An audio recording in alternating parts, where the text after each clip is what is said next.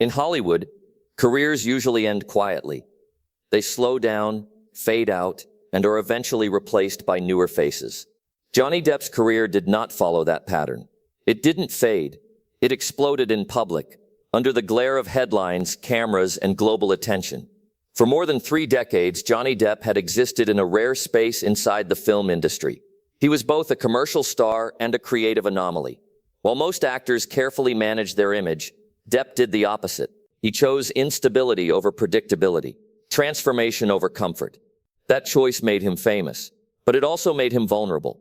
From the beginning, Depp never fit Hollywood's preferred mold. He didn't look like a traditional leading man, and he didn't behave like one either. Early in his career, he resisted the teen idol image that followed him after television success. Instead of protecting popularity, he chased difficult roles, strange characters, and directors who encouraged risk. Over time, that resistance became his signature. Films like Edward Scissorhands, Ed Wood, and Donnie Brasco didn't just build a resume. They built trust. Directors trusted Depp to disappear into characters. Audiences trusted him to deliver something different. By the time Pirates of the Caribbean transformed him into a global box office force, he had already secured something far more valuable than fame: credibility. By the early 2000s, Johnny Depp was everywhere. The Pirates franchise generated billions of dollars worldwide. Studios structured long-term plans around him. His presence alone could greenlight projects. Even his personal chaos was tolerated, reframed as eccentricity rather than liability. At that point, Depp seemed untouchable. But Hollywood's tolerance is not permanent. It lasts only as long as risk feels manageable. And when uncertainty enters the picture, the industry reacts long before courts do. In 2016, Depp's private life became public in a way that could not be contained. Allegations surfaced, and within days they dominated headlines. Details were fragmented, context was lost, and nuance vanished almost immediately. Social media amplified the story faster than facts could follow. Judgment formed before documentation. The legal process had barely begun, yet consequences arrived instantly. Studios responded with silence rather than statements. Disney distanced itself without explanation. Ongoing and future projects were quietly removed from schedules. Insurance companies raised red flags. Meetings that once felt routine were canceled. Phone calls stopped coming. This was not a legal verdict. It was an industry decision. Hollywood did not wait to see how the story would unfold. It acted to protect itself from uncertainty. In doing so, it rewrote Johnny Depp's status overnight. From one day to the next, he went from dependable asset to unacceptable risk. For the public, the shift was dramatic. For the industry, it was procedural. As the narrative hardened, Depp remained largely silent. He did not launch a public defense campaign. He did not give emotional interviews. While headlines shaped perception, he withdrew from the spotlight. His career slowed almost to a halt. Roles disappeared. Media coverage framed his story as finished. To many observers, it looked like an ending already written. But behind closed doors, the situation was evolving in a very different direction. Legal proceedings continued quietly. Documents accumulated. Testimonies were prepared. Audio recordings, messages, and timelines were organized into a structure that bore little resemblance to the simplified version circulating publicly. While attention drifted elsewhere, the case itself grew more detailed, more complex, and more consequential. This was no longer a story about celebrity behavior. It was a story about credibility, evidence, and permanence.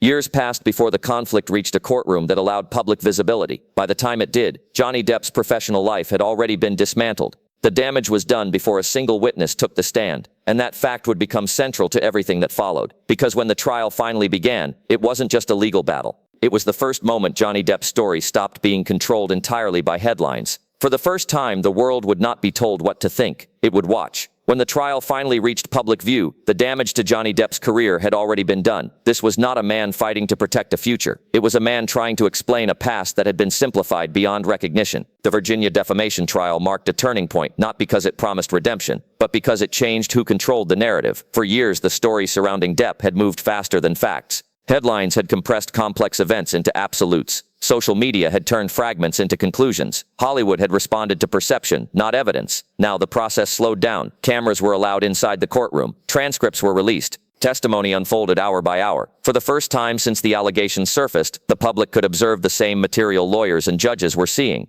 What had once been filtered through commentary was now exposed directly. This shift mattered. Millions of viewers followed the proceedings daily. They watched witnesses testify. They listened to audio recordings presented in context rather than isolation. They saw timelines reconstructed and challenged. Expert opinions were introduced, questioned, and tested. The trial did not offer easy answers. Instead, it revealed contradictions. Accounts that once appeared straightforward became layered. Statements were revisited. Language was scrutinized. Events were placed back into chronological order. As the days passed, something unexpected occurred. Public certainty began to erode. Online discourse fractured. Viewers who had once accepted simplified narratives began to question them. Media outlets adjusted their framing, if only subtly. Words like alleged and claimed reappeared. Coverage became cautious rather than declarative. This was not a coordinated shift. It was organic, and it unsettled an industry that prefers clarity, even when clarity is artificial. Throughout the trial, Johnny Depp remained measured. He did not perform for sympathy. He spoke carefully, sometimes awkwardly, often restrained. His testimony did not resemble the dramatic arcs audiences were accustomed to from his films. It was slower, less polished, and more uncomfortable. That discomfort became part of the story. Depp described isolation, loss of reputation, and the sudden collapse of professional relationships. He spoke about watching opportunities disappear without explanation, not because of proven wrongdoing, but because uncertainty had made him inconvenient. What emerged was not a portrait of innocence or guilt in the simplistic sense. It was a portrait of consequence. Before the trial ended, Hollywood had already acted. Studios had already distanced themselves. Contracts had already dissolved. The court was not deciding whether Depp would lose his career. That decision had been made years earlier. The court was deciding something else entirely. When the verdict was delivered, it landed in a culture already exhausted by speculation. The decision did not erase the past, but it altered the present. It forced reconsideration. It introduced hesitation, where confidence once stood. For Depp, the verdict was not framed as victory. In public statements, he described it as a chance to be heard rather than vindicated. He emphasized the importance of truth over outcome. The language was deliberate. This was not triumph. It was relief. But relief does not immediately translate into restoration. Hollywood remained cautious. The industry rarely reverses course publicly. Instead, it observes. It waits. It measures reaction before recalculating risk. Depp's name was no longer radioactive, but it was not embraced either. What did change was geography. International filmmakers expressed interest. European festivals welcomed Depp without hesitation. Cannes became a symbolic moment, not because it guaranteed a comeback, but because it demonstrated that Hollywood's influence was not absolute. Beyond the American studio system, the story carried different weight. This mattered more than headlines suggested. Depp's return to public view did not come with blockbuster announcements or franchise revivals. It came quietly, through independent projects and international collaborations. The scale was smaller, the attention more focused. This was not the Johnny Depp of the early 2000s. It was something else. An artist operating outside the center of an industry that had once depended on him. Hollywood, meanwhile, watched carefully. The same system that had acted quickly to distance itself now hesitated to re-engage. The calculus had shifted, but the fear of uncertainty remained. The trial had exposed something uncomfortable, not just about Johnny Depp, but about how quickly narratives solidify and how rarely they are revisited once consequences are imposed. The industry prefers momentum. It struggles with pause, and Johnny Depp's story had forced a pause that could not be ignored, because whether Hollywood was ready or not, the assumption that his story was finished no longer held. Something had reopened, and what followed would test not just Depp's endurance, but Hollywood's willingness to confront its own reflexes. After the verdict, nothing returned to normal, and that was perhaps the most honest outcome of all. Johnny Depp did not walk back into Hollywood as a restored hero. There were no press conferences announcing his return, no studio executives rushing to reclaim what they had abandoned. The industry did not apologize. It rarely does. Instead, it adjusted quietly, as it always has, recalibrating its distance without acknowledging the past. For Depp, the aftermath was not about reclaiming a throne. It was about redefining survival. In the months following the trial, his public appearances were measured. When he spoke, he chose his words carefully. He avoided triumphal language. He did not frame the outcome as a win against an enemy, but as a necessary confrontation with a narrative that had escaped his control. The emphasis was not on revenge, but on permanence, on what it means to live with a story once it has been told, whether accurately or not. Hollywood, meanwhile, remained conflicted. On one hand, the verdict had disrupted a certainty the industry had acted upon years earlier. On the other, risk had become institutional memory. Studios do not forget volatility easily. Even when legal outcomes shift perception, financial caution often lingers longer than doubt. What changed was not the industry's behavior, but its tone. Johnny Depp was no longer treated as untouchable, but he was no longer treated as invisible either. His name re-entered conversations, though often without urgency. Projects surfaced cautiously. International collaborations gained momentum. European cinema, less bound by Hollywood's internal politics, welcomed him with fewer reservations. This geographic shift mattered. Beyond the American studio system, Depp's story was not defined solely by cancellation or controversy. It was framed as complexity, a narrative shaped by time, evidence, and contradiction.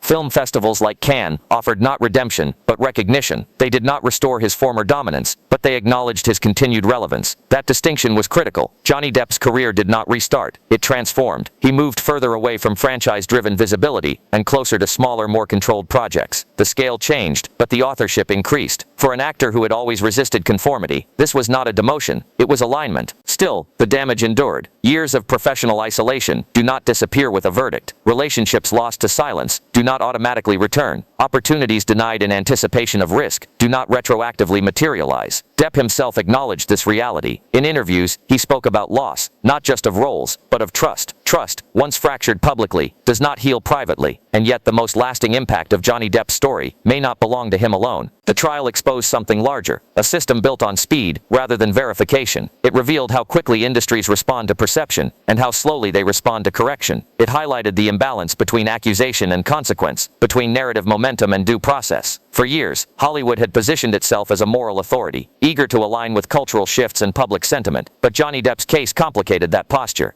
It forced uncomfortable questions. What happens when institutions act decisively before facts are established? Who bears responsibility when reversals come too late to repair damage? These questions did not yield easy answers. They still haven't. Public opinion remains divided. Some view Depp as a symbol of resistance against premature judgment. Others see him as a reminder of celebrity excess and instability. Both interpretations coexist, and neither fully captures the reality revealed through years of documentation and testimony. What is undeniable is this: Johnny Depp's story did not end when Hollywood turned away. It paused, and in that pause, something rare occurred. The public was invited to observe process rather than conclusion, to witness how narratives are built, reinforced, and occasionally dismantled, to see how institutions prioritize certainty over patience, and how difficult it is to reverse that instinct once consequences are imposed. Depp's endurance did not come from reinvention. It came from refusal to disappear. He did not attempt to rewrite the past. He allowed it to be examined. That choice carried a cost. It also carried weight. Today, Johnny Depp occupies an uneasy space. He is neither fully restored nor fully erased. He exists between versions, the global icon of blockbuster cinema, and the contested figure shaped by one of the most public legal battles of the modern era. Hollywood has not decided how to categorize him. Perhaps it never will. But that uncertainty may be the most honest reflection of the story itself. Because Johnny Depp was never built for simplicity. His career thrived on contradiction long before controversy defined it. He chose unpredictability when safety was available. He rejected polish when chaos felt more truthful. In the end, his story forces a final question, not about guilt or innocence, not about fame or downfall, but about permanence. What remains when the noise fades? Not a comeback, not a collapse, but a man who stood still long enough for the world to slow down, and in doing so revealed how fragile certainty can be when it moves faster than truth.